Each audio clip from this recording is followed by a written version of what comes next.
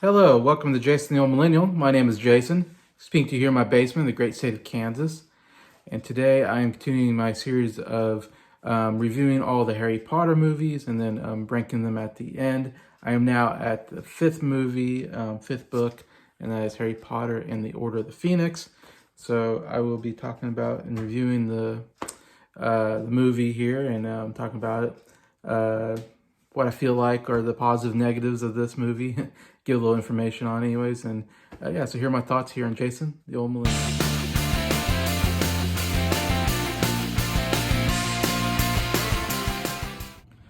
Hello everybody, hope everybody's doing well here on a Saturday afternoon. Hope you're enjoying this weekend. And yeah, continuing my series on going through all the Harry Potter movies. I'm now to the fifth Harry Potter movie, Harry Potter and the Order of the Phoenix. I'm doing this series because of my friend Briar from Briar's Music Showcase, who won a trivia contest on my channel. And so he got to choose a series for me to go through, and he picked Harry Potter, which I was very happy about that because I'm a big Harry Potter fan. I read the books, and I have all the books and all the movies, so definitely down my alley. Here's the book here. I'm actually currently reading it. As you see, I haven't gone too far into reread. I've read it a couple times already, but it's maybe my third time going through the book. I do love that cover. That blue cover is really cool. But as you can see, this is the longest. I believe this is the longest Harry Potter book of the series. It's definitely a very thick book. As it goes to 766 pages. So we see from the very first book where you got like maybe under 300 pages in that first book, and second book is maybe around 300. And then we started going up a little bit with the fourth book on, and then we see the whole story expanding, the whole kind of wizarding world, we're getting a lot more information. That's all expanding. The world building is very good, and all that. And so overall, it came out in 2003, actually, the book did. So it's actually 20 years old, which is kind of crazy to think about. So I kind of remember when that book came out, because it was around that time that I got into Harry Potter, around 2000, just right before 2000, well, around 2003, maybe getting close to the time I was getting into the Harry Potter movies. So I was trying to catch up with the book, so I was able to catch up about to this book at that point. And so we still had two more books coming out after this, and I was caught up with the books and the movies at the point. And it's kind of interesting because when you read ahead of the books, you know what's going to happen in the movie. So, and then when you're anticipating the next book, it's kind of exciting because you don't know where the story's going and all that. But yeah, so the movie itself, which I have right here, it was made in 2007. It was directed by David Yates. And this is the first movie that he's directed in the series, and he actually directed the rest of the movies. He actually ends up directing half of the movies, from 5 to 8, whatever movies, I guess you want to call it. I'm not sure. I guess they really liked David Yates as a director, and decided to go with him for the rest of the series. Because we've got Christopher Columbus for the first two movies, and Alfonso Cuarón for the third movie, and then I forget the name of the director for the fourth movie, but we got a different director for the fourth movie. And for every reason, they just went with David Yates. And I think David Yates has even directed the Fantastic Beasts movies, so he's definitely been their director of choice. And I don't know what else he's done outside Harry Potter. I feel like I looked him up one time. I don't think he's done too much outside Harry Potter, so I don't know. He must just be really easy to work with or something. And I think he's maybe my least favorite director out of the whole series. I think he's directed some of the worst movies in the series, to be honest, but I'll get to that in a second. Also, we have a new writer here, which is Michael Goldenberg. Steve Kloves has written all the movies up to this point. I think after this, I think this is the only movie that he doesn't write for some reason. I think he writes the rest of them. A big strength of these movies, I think, is Stephen Kloves is doing such an amazing job adapting these books into the movies. For a reason, we got a different writer here, and spoil this a little bit. This is probably one of my least favorite movies in the series and my least favorite book in the series, to be honest. Not terrible at any means. I still enjoy reading the book and watching the movie. And I don't know, I wonder if it's because Steve Kloves went away. I don't know if because the new writer and director just didn't do a good job here. As good a job as the other ones. And partly it's just a really hard book, I think, as well, because it's so long to adapt into a movie. And it's pretty incredible. In fact, I remember the time they were talking about this book maybe had to be split into two movies. because they thought it was too much information there to make in one movie. But I remember them talking about, they said, no, we're going to make it one movie. We think we can cut out a lot of stuff anyways. And they did actually a pretty good job, I guess, as far as that's concerned, because there's a lot of stuff, a lot of side stuff that they cut out and actually works with the movie not too bad. Interesting that we get to the 7th book, which is still a fairly long book, if I remember right. Not quite as long as this book, but they turn out to split that into 2, which I think they probably could have done the 7th book in one movie if they really wanted to, but it was very popular to split books into 2 movies, I guess, to make more money or whatever. We got some new characters here. We got Natalia Tina, I believe her name is, who comes in and plays, not forgetting that, I don't know if I didn't write the character's name down, but she plays this new wizard character, part of the auras, whatever, the, kind of the, I don't know what you call them, against experts at defense against the dark arts, I guess. Kind of experts at, at wizard fighting and stuff. And she's kind of this young newcomer, I guess, to that. And she's a fun character. I like Natalia Tina a lot. It seems like I like her anytime she shows up in something. She was in some Game of Thrones, which she was really good at. She even showed up in The Mandalorian, an episode of that season. So it seems like she's an actress that will show up every once in a while. Never a starring role, just these side characters who are usually pretty quirky and interesting anyway. So I liked her addition there. We have Imelda Staunton, who's a really great British actress. I think she was Oscar nominated for Best Actress once, if I remember right. And she's perfect as like one of the most evil characters, I think, in Harry Potter. One of the most dislikable characters. I say maybe I think I dislike her even more than Voldemort. I just really hate the Dolores Umbridge character. It's just a terrible, terrible character that you love to hate. Anyways, Imelda Staunton does such a good job because you absolutely hate that character when you watch it. And it's a terrible character in the books as well, is what is written. But still, very incredible casting here. Getting these really great British actors and actresses that really elevate these movies. That's maybe the strongest part of this whole series, is just the casting is just perfect, I think, all the way around. But yeah, she does a good job here. We got Ivana Lynch, I think is maybe how to pronounce her name.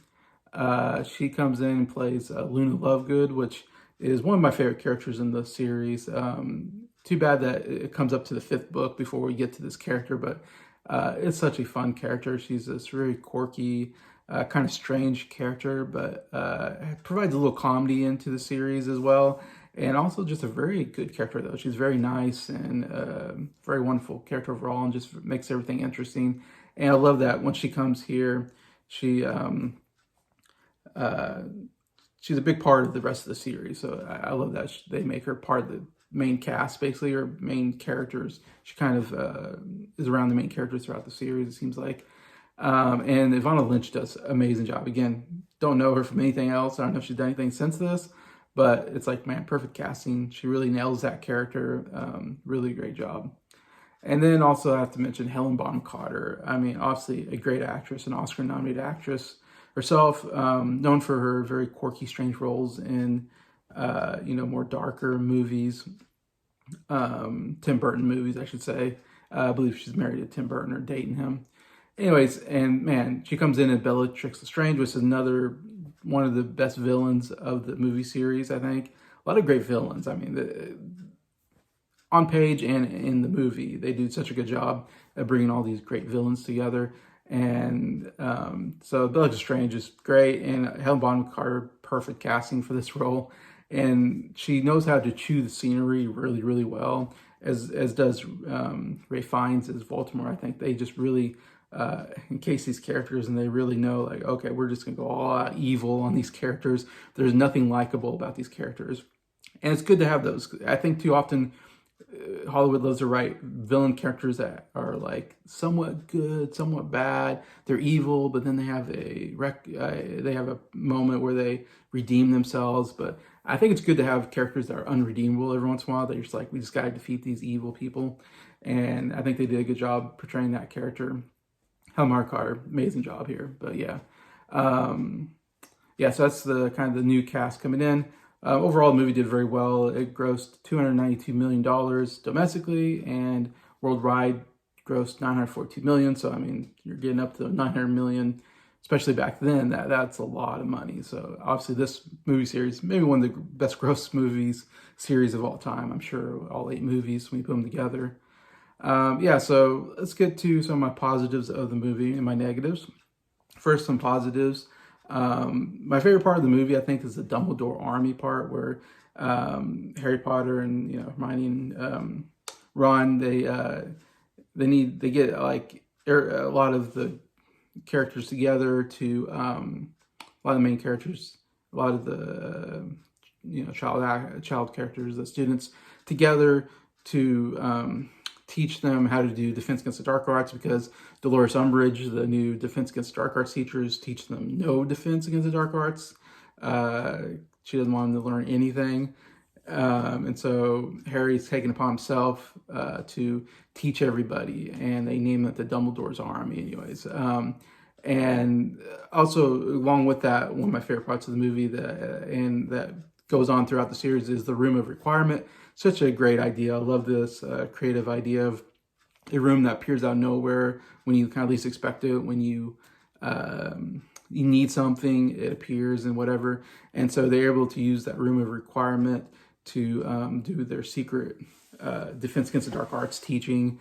And so that's definitely some of the best parts, when they're in there practicing the different wizarding things, and getting together. Yeah, definitely the funnest part of the movie, and love all that.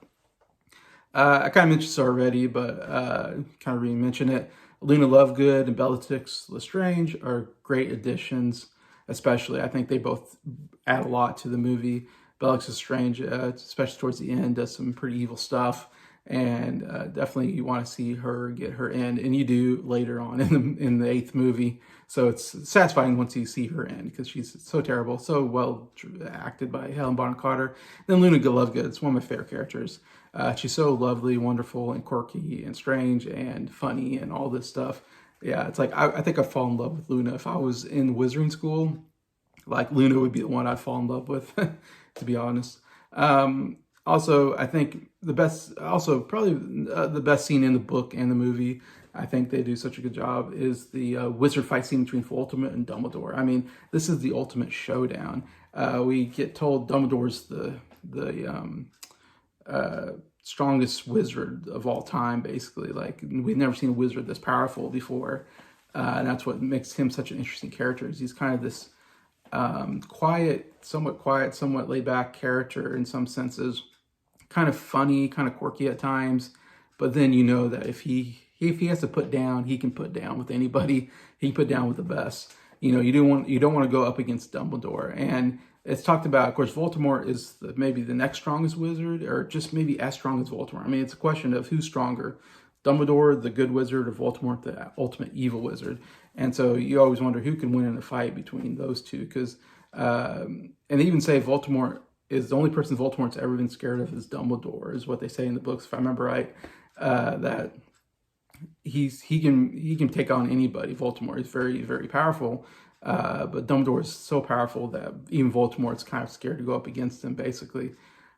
So they do such a good job in the book series, especially, of building up these two characters. And so then when you get that scene in the movie and in the book, similar, where Voldemort shows up, all of a sudden Dumbledore shows up as well, and all of a sudden you got them facing off against each other, and it's like, oh my god, this is the fight of all fights. This is the epic wizard fight of all time. We got the two best wizards of all time going at it, and definitely that was so exciting to read in the book. And then I think they do a really good job in the movie. It's a very interesting fight scene, them going back and forth, attacking each other with different things, and Dumbledore kind of getting the edge, and then Voldemort getting the edge, and then Harry Potter kind of fights against Voldemort, and Voldemort has to skedaddle out of there in the end. But yeah, absolutely fantastic, epic fight. One of the best wizard fights of all time. The other positive is, I think it has a very shocking ending to it that you don't expect. In the book, too, I remember when I read, I'm not spoiling what happens, but a certain character dies in this book and movie series, which you don't expect. And when it happens, it's devastating. It's definitely one of the saddest deaths I've read in a book and seen in the movie series. And we got some more sadder deaths coming up in the next movies, but this is definitely one that you go, well, you gotta be kidding me. They didn't kill that character, did they? And then you're reading it going, he can't be gone. And then when it kind of finally, you're like in denial, and then finally you're like, oh gosh, he's gone. That's terrible. Anyways, it's definitely a ending that definitely is, you know, definitely changes the Harry Potter character. Definitely is on his mind for the rest of the story. Definitely is a big game changer in the story. Anyway, so that's my positives. I do have a lot of negatives as well. Like I said, it's actually, even though I got some positives, like I said, it's one of my least favorite of the series. A lot of it is, my first negative is, I don't know, it's just my least favorite story. Like, I think the other storylines have an interesting storyline. You know, even when you go to the first one, it's all about the Sorcerer's Stone, you know, and Voldemort trying to get that, and them trying to get that, and them thinking Snape is evil and all this. You know, there's actually a lot of good storylines there. Plus, it's a whole origin story. So, in the second movie, you have the whole the book and the basilisk, whatever, and you know who's opened the chamber. There's a lot of interesting elements there. You know, third book, you have the whole Black coming into what was his backstory and who is responsible for Harry Potter's death, or Harry Potter's parents' death, and you introduce all these characters and you do a lot of backstory, a lot of good stuff there. Plus the whole time travel element is really great in the third one. Then the fourth one is one of my favorite stories, where you have the whole Triwizard Cup thing, and they have to do these different challenges, and then who put Harry Potter's name in. I mean, a lot of good stuff here. This one is all about this prophecy and what is the prophecy, and Voldemort wants to get the prophecy, and Harry, eventually tries to go stop him, but he's tricked in some way. I don't know. I don't know. I'm not as fan of this whole prophecy thing. Like, I don't think it's really needed. It doesn't seem like it's really that big of a deal to me in the end. Like, who cares about the prophecy? I don't know. That's just me, maybe, but I think it's a weak storyline of the Harry Potter series. And, and you got the Harry Potter love story with Chang, which it's not my favorite love story in the series, to be honest. Also the whole, Guap, the what's it, kind of half brother of Hagrid, that whole storyline I didn't care for. And there's more storylines in here, like Hermione starts this whole, protest to they work the, what are they called, the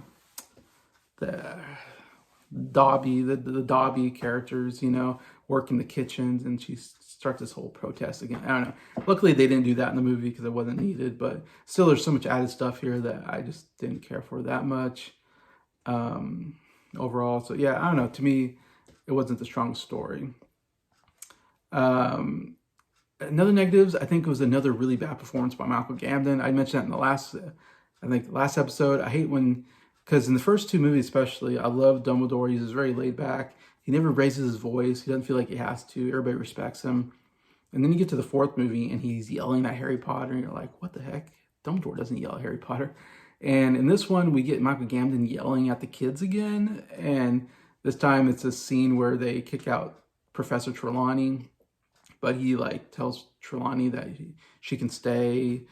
I guess she can't teach anymore. And Umbridge is like, well, I just kicked her out. And Dumbledore says, well, I'm in charge of, this place, so I, all this.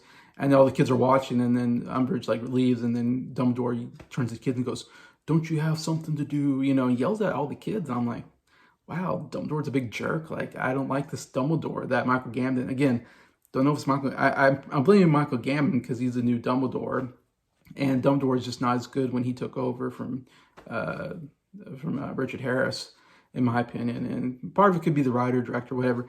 But I don't know. I just don't like this new Dumbledore nearly as much. Another negative, and I understand this is kind of hard because I really hate Dolores Umbridge as probably my least favorite character in the whole series. And you're supposed to hate her, but sometimes you can overdo it in the sense that we go, wow, I just don't even enjoy this character.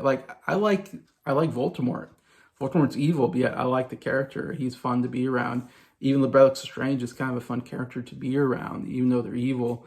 But Dolores is just horrible. I don't know. She's just such, because the way she smiles and she wears pink, and she's just a jerk. I don't know. I can take an evil murderer over a jerk for some reason. Like, if you're an evil murderer, I can go, okay, I can get on to that. But when you're a jerk, I'm like, I just don't like that. I don't like jerks. Murder people, just don't be jerks, I guess, in my opinion. But anyways, and also there wasn't enough justice for that character. And I don't know if we ever, I think she gets arrested maybe and goes to, you know, Azkaban prison maybe. That was like the worst thing we did with her. But I'm like, man, I want a really good death. I wish that character got a good death scene, in my opinion. Also, Harry Potter is a less likable character. Like, Harry Potter is such a great character because he's so nice to everybody, so loyal, all these things. He's a very angry character throughout the whole, in the book kind of, and especially in the movie, they really double down on that, I think. He's just angry, and he yells, and there's this whole thing between him and Dumbledore. Dumbledore's kind of, you know, kind of ignoring him, and he's getting upset, and he has this whole scene where he yells at Dumbledore, and I hate that whole scene. And I don't know, he's just kind of a jerk somewhat, I think. Not a jerk, I should say, but kind of close to being a jerk in some scenes here. That makes me like Harry Potter less. And like I said, I think this was a hard book to adapt. I think that could be a negative. Out of all the books, this might have been one of the hardest ones to adapt into a movie, and that might have hurt the movie a little bit. And the last negative I'm going to say is the Guap character. Like I said, the big... what do you call it? Giant character. He's one of the giants, I guess, and half brother to Hagrid. This whole scene with him, I think that character is a terrible character, and I think the CGI is actually pretty bad overall. Anytime that character is in scene, I'm like, wow, this is not great CGI or design for a character, and I just don't care for that character at all. He plays a small part in the movie, but I don't know. I could have been okay without that character overall. But yeah, so that's my last negative. And overall, I liked the movie. I like the book. I'd give it a positive review. But amongst the other ones, it's towards the bottom, in my opinion. But that's my opinion. I'd love to read your comments on that. You could say this is my favorite. I wouldn't be surprised. Someone would probably say this is my favorite movie of the series. Fine. I'm totally fine with that. Any of these movies could be a favorite. So yeah, tell me, is this your favorite in the series, the least favorite? Where do you think this falls in place? What do you like about this movie and all that? Definitely comment. Love reading the comments. Love interacting with everybody. And definitely check out Briar's channel, Briar's Music Showcase. Great friend, great channel, great knowledge on music. Anyways, but yeah, besides that, just thank you for watching this video. Thank you for liking it. Thank you to all my subscribers for supporting the channel. I appreciate all of you, and I hope you have a good day.